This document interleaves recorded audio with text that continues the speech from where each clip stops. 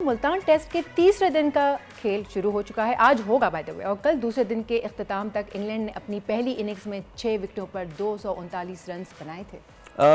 अगर आप इसको समअप करें कि कोई स्कोर कार्ड अभी देखें और आप ये देखें कि जी 6 आउट हो गए इंग्लैंड के, तो आप खुशी से उछल के जो है वो कुर्सी पे बैठ जाएंगे।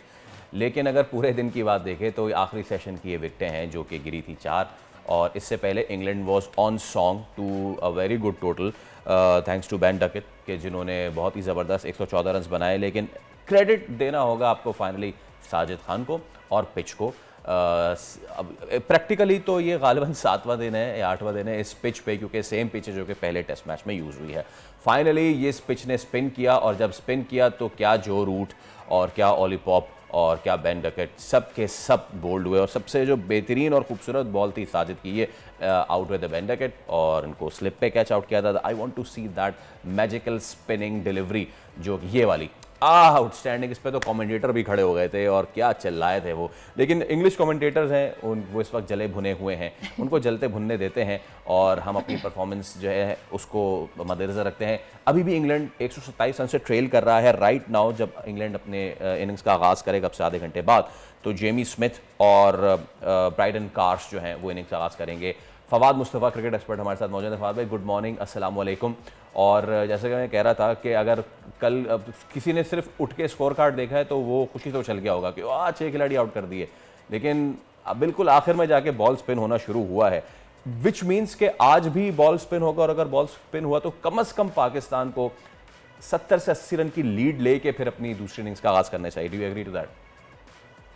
वालेकुम अस्सलाम। बिल्कुल आपने ठीक बात की यही सोच होनी चाहिए। और अगर कल की आप बात करें, मैं पूरा मैच क्योंकि देख रहा था तो मुझे अंदाज़ा ज़रूर था डकेट सेट हो गया था और वो इस वजह से इतना लंबा खेल रहा था।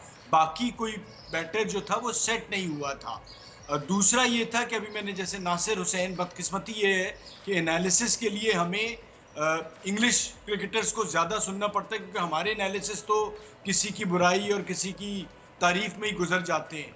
तो वो बड़ी अच्छी उन्होंने बात की बेन डकेट के हवाले से कि कप्तानी में उन्होंने बात की कि जी जो 2 शॉर्ट स्वीप के मार रहे थे उसके लिए अगर वो सही जगह पे फील्डर्स होते तो शायद उतनी आसानी नहीं होती। लेकिन जब आप कप्तानी में आते हैं, आप कुछ चीज़ें सीख रहे होते, तो मोस्ट प्रॉब्ली हमारे कप्तान ने भी सुना होगा और सीखा होगा। तो ये कुछ चीज़ें हुई, लेकिन स्पिन विकेट ले रहा है और आसान नहीं है।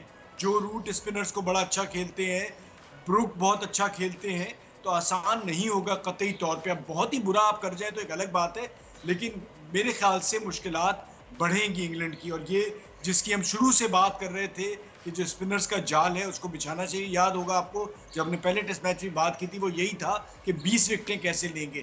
तो अब ये एक अच्छी चीज़ है। और बट हुआ ये पहली बार नहीं है, इससे पहले भी आप 6-6 खिलाड़ी आउट करके मैच हार भी चुके हैं। तो अभी ये सेशन या 1 घंटा बहुत इंपॉर्टेंट है इस आने वाले इस टेस्ट मैच के लिए।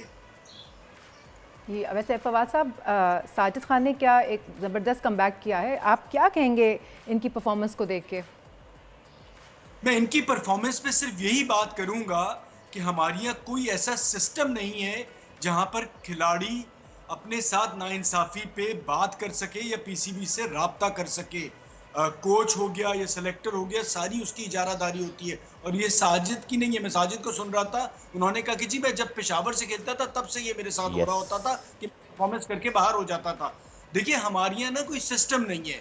अब तो ये कैमरा आ गया है, मैं कहता हूँ कि जी आप ट्रायल्स करा रहे हैं, आप ये कैमरा लगा दें और लड़के को बता दें कि अगर आप समझते हो आपके साथ ज्यादती है तो पीसीबी में ये 3-4 लोग हैं जो जिनको आप लिख सकते हैं, जिनको आप कॉल कर सकते हैं। वो पूरे ट्रायल देखेंगे वीडियो पे, और अगर ज्यादती हुई तो उस कोच या सेलेक्टर के साथ भी जवाब होगा, उनसे सवाल होगा। दूसरा ये है कि भाई आप कोचेस रीजन में और डिस्ट्रिक्ट लेवल पे बनाते हैं, आप क्यों नहीं 16-16 सवालात के फॉर्म्स सीजन के बाद प्लेयर्स को देते हैं जिसमें उनका नाम ना हो, और उनसे कोच की कारकर्दगी के बारे में पूछा जाए कि जी ये कैसी ज़बान इस्तेमाल करते हैं, क्या ये खुद कप्तानी करते हैं या आपको कप्तानी करने देते हैं, इनकी स्ट्रैटेजी कैसी रहती है, डिसीजन मेकिंग कैसी रहती है। तो जब तक आपके एक सिस्टम में अकाउंटेबिलिटी नहीं आएगी, इसी तरह से साजिद खान पैदा होते रहेंगे जो बेचारे नाइंसाफियों का शिकार होंगे, और फिर इसी तरह से आके उनके अंदर फ्रस्ट्रेशन बढ़ता है और फिर ये टीवी पे बोलते हैं, और क्यों ना बोलें।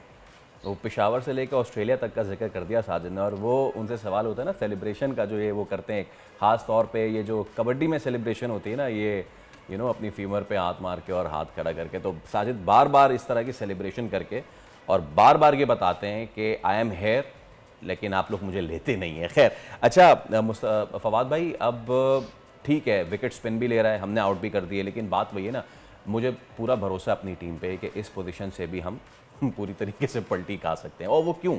वो इसलिए क्योंकि बांग्लादेश की सीरीज़ भी हमने देख ली थी, अच्छी कमांडिंग पोजीशन पे आके फिर गिर गए। पहले टेस्ट मैच में भी यही हुआ, अच्छी कमांडिंग पोजीशन पे आके गिर गए। नाउ मुझे जो फियर है वो ये कि हम तो अभी कह रहे हैं ना, और नासिर हुसैन और आथरटन कह रहे थे कल के जी फाइनली 7वें 8वें दिन विकेट ने टर्न लेना शुरू किया, लेकिन मैं रेफर करूंगा जैक लीच की उस डिलीवरी को जो उसने अब्दुल्ला शफीक को पहले दिन की थी, गालिबन इन द फर्स्ट आवर ना, इन द फर्स्ट आवर और फर्स्ट हाफ आवर, और वो पढ़ के ब्रेक हुआ और क्या आउट, क्या मतलब जबरदस्त बोल्ड किया है। तो अगर विकेट हमारे लिए स्पिन कर रही है तो उनके लिए भी स्पिन करेगी। इसलिए आपको सेकंड इनिंग से क्या तवक्कुआत है पाकिस्तानी बैटिंग से against Jack Leach and Shoaib Bashir? अच्छा, एक तो ये मैं आपको बता दूं, जो भी इस विकेट पे दोबारा खेले ये कानूनी तौर पे अलाउ है। अब होता ये है कि पहले दिन जब शुरू में कल मैच हो रहा था तो जितने इंग्लिश कमेंटेटर्स थे और फॉर्मर क्रिकेटर्स थे तो उन्हें कोई परेशानी नहीं थी।